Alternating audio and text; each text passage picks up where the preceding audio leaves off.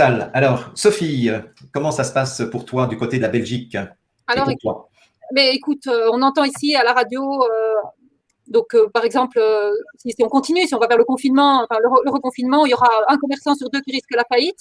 On a un discours du Premier ministre De Croo qui fait quelque chose de très très moralisateur en disant l'heure est grave, chacun est responsable, ça peut toucher tout le monde.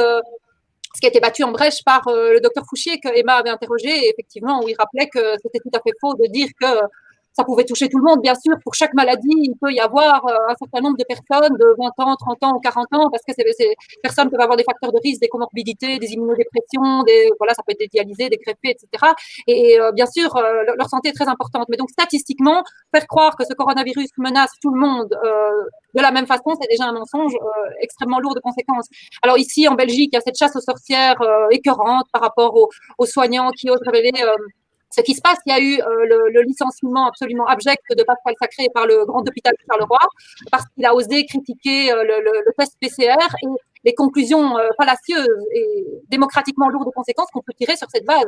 Et donc, Pascal Sacré a été licencié sans ménagement, ce qui est tout à fait contraire au bon sens et à la logique, puisqu'on dit on manque de personnel, les équipes sont surchargées, et en même temps, on se débarrasse d'un réanimateur. Il y a eu le docteur Guy Mézérac au centre hospitalier de Libramont, parce que lui a osé dire je porte un masque, mais uniquement avec les patients à risque et pas systématiquement. Il a été écarté de son statut de chef de service et de la cellule de crise.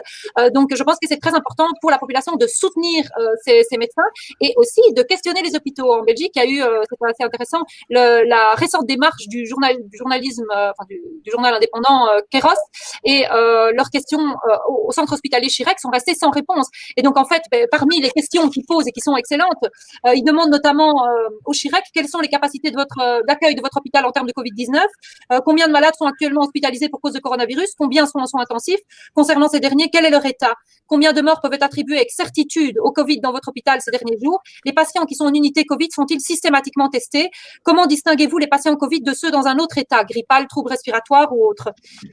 Si votre unité n'est pas remplie, avez-vous respecté l'accord pour recevoir des patients transférés des autres hôpitaux saturés? Ils n'ont reçu aucune réponse. C'est tout de même étrange. Le Chirec a prétendu qu'il n'avait pas le temps de répondre à ça. Par contre, il y a une vidéo qui circule sur Internet où on voit l'équipe, je pense que c'est au Chirec, qui a le temps de danser et faire une danse sur le parking de l'hôpital, soi-disant pour se déstresser. C'est tout de même étrange. Je veux dire, quand un hôpital est surchargé, qu'il y ait de quoi aller danser, comme ça, c'est un peu deux poids, deux mesures. Mais ils n'ont pas le temps de répondre à Kéros.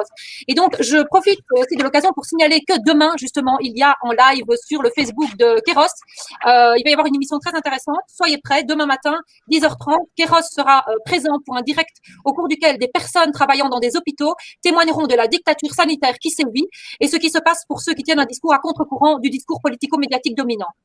On ne peut pas en dire plus, justement parce qu'il y a une censure et des pressions. Et en Belgique, la dernière nouveauté, c'est que maintenant, il va y avoir une équipe de 40 administratifs qui seront anonymement envoyés dans les restaurants, dans les salons de coiffure, un peu partout, et qui vont aider et épauler la police pour aller fliquer encore un peu plus les gens. Est-ce que vous mettez le masque? Est-ce qu'il n'est pas en dessous du nez? Enfin, vous voyez un peu le genre, quoi. Voilà. Donc,